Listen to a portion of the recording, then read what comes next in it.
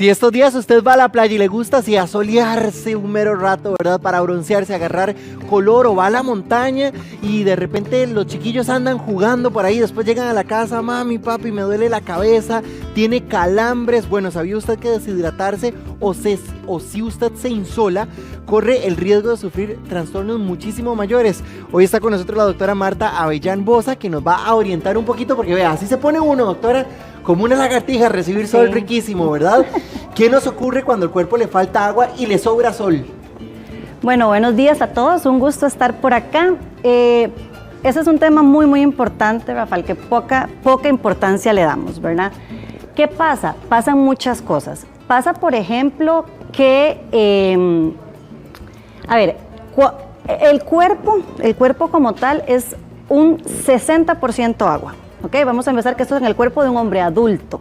Entonces, cuando nosotros empezamos a perder mucha agua, esto genera un desbalance en el equilibrio metabólico del cuerpo. Entonces, cuando hablamos de equilibrio metabólico, y si yo te digo que el cuerpo es un 60% agua, estamos hablando en todos los órganos, porque tenemos en el cerebro, tenemos en el estómago, tenemos en los músculos y en los riñones.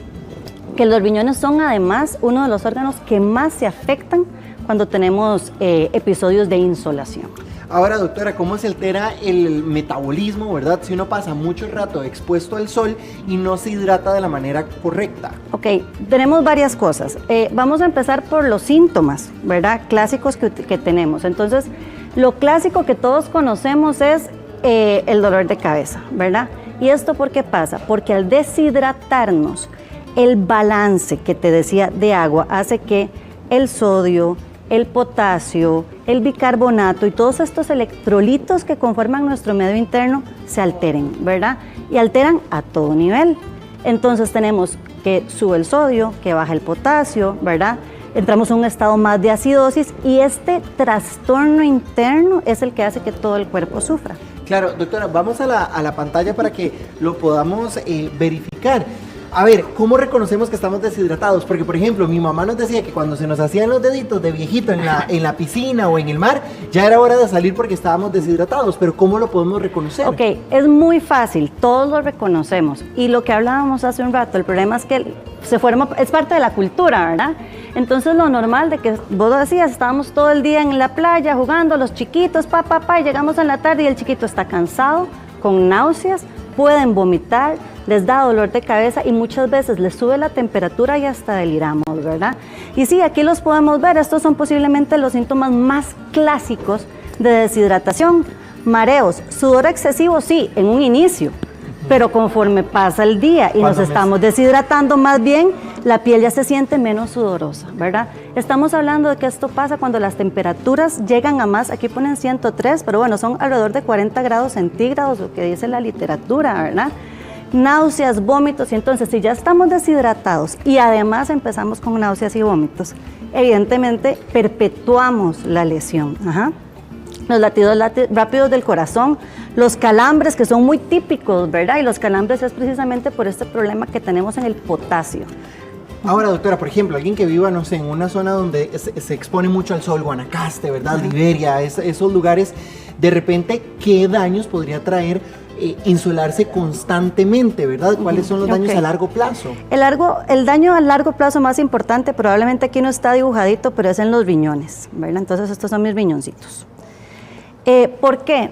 Porque la deshidratación constante en el tiempo lleva a enfermedad renal crónica, insuficiencia renal. Entonces, para muchos, sobre todo los que me están viendo de Guanacaste, saben que en Guanacaste, por ejemplo, tenemos una epidemia de personas jóvenes con enfermedad renal crónica. ¿Por qué? Porque si desde chiquititos nos acostumbramos a ir a la playa y no tomar agua, a ir a las procesiones y no tomar agua, a ir a los desfiles del 15 de septiembre, y ustedes sabrán que ahí caen los chiquitos, ¿verdad? Desmayados. Todos desmayados y todo el mundo corriendo a darles agua. Bueno, lo hacemos una cultura. Además, en los lugares calientes, los equipos de fútbol, por ejemplo, tienen la maña de decir, vamos a llevarlos a mediodía, ¿verdad? Bueno, todas estas situaciones culturales van dando un poquito de lesión y van dejando cicatrices. Daños. Cicatrices, que a lo largo del tiempo produce una enfermedad renal crónica. Ahora, ¿por qué los niños y digamos que las personas en todo el país mayores de 60 años son más propensos o más susceptibles a deshidratarse? Básicamente es por el porcentaje de agua y la fragilidad que tienen. Un adulto de 70 kilos más o menos tiene un 60% de agua corporal. Una mujer anda alrededor de un 50%. Un adulto mayor ya anda en un 40%. Entonces, evidentemente, los cambios en menos porcentaje de agua van a generar mucho más clínica, ¿verdad? Y en los niños, pues también es al contrario, los niños más bien son mucho más agua. De hecho, un recién nacido tiene 80% de agua. Pero al ser tan pequeñitos, cualquier cambio en el medio interno los hace muy susceptibles a síntomas. Ahora, no hablamos solo de la deshidratación, sino también a la falta de sales esenciales, el sodio, que muchos le tienen muchísimo miedo, potasio, bicarbonato, ¿verdad? ¿Cómo le podemos proporcionar a nuestro cuerpo estas sales?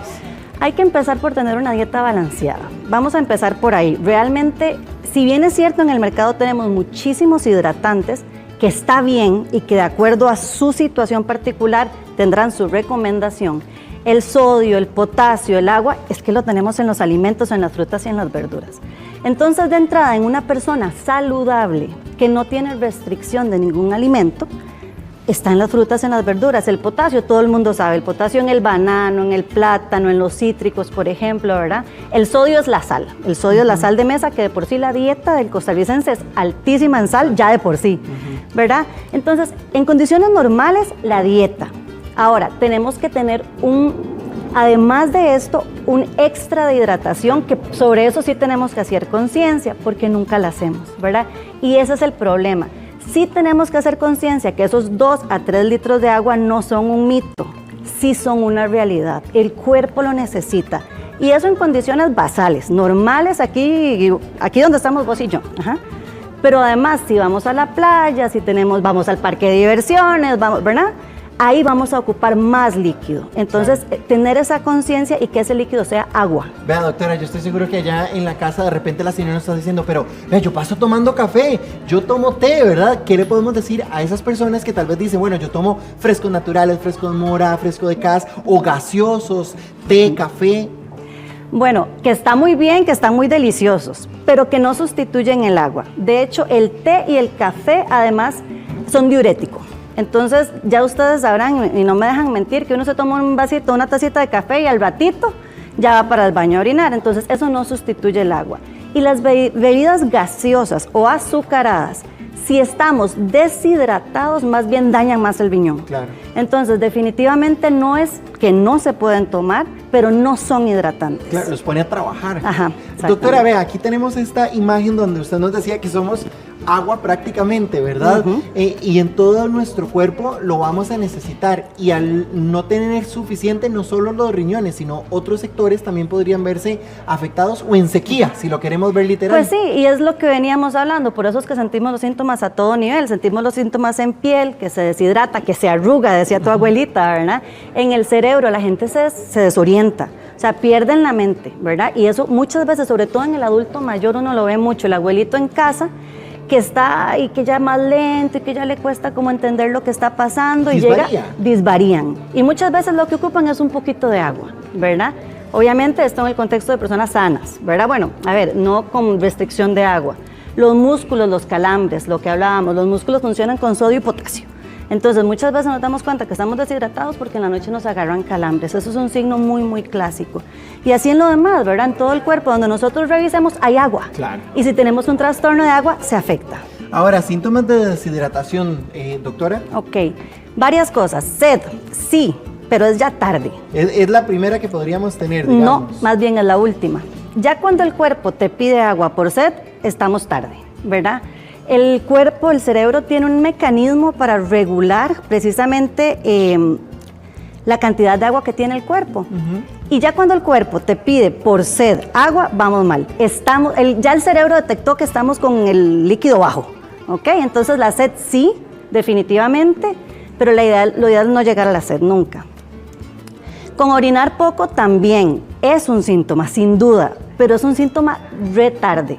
De hecho, una de las formas más sencillas de darnos cuenta si estamos o no deshidratados es ver el color de nuestra orina, ¿verdad? Y eso es muy fácil de identificarlo, y lo identifica hasta mi hijo de 5 años que está ahí en la casa y me dijo que le mandara un beso. Es muy sencillo. Nos sentamos, nos levantamos de orinar, y si la orina está oscura, y hasta huele, ¿verdad? Es que hasta huele más, yo siempre digo que huele como a un orinal. Eso, malísimo. Estamos deshidratados. Generalmente en las mañanas pasa. Uno generalmente en las mañanas, cuando va a orinar, esa orina es mucho más concentrada. Pero a lo largo del día, debemos de garantizar con nuestros ojos que ya la orinita es clarita. Eso nos dice muy bien, los riñones van bien. O sea, hay que estarnos fijando de cómo está y estar tomando agua. Es una buena práctica. Doctora, muchísimas gracias por acompañarnos esta mañana y a seguir todas sus recomendaciones. Muy amable. Para servir.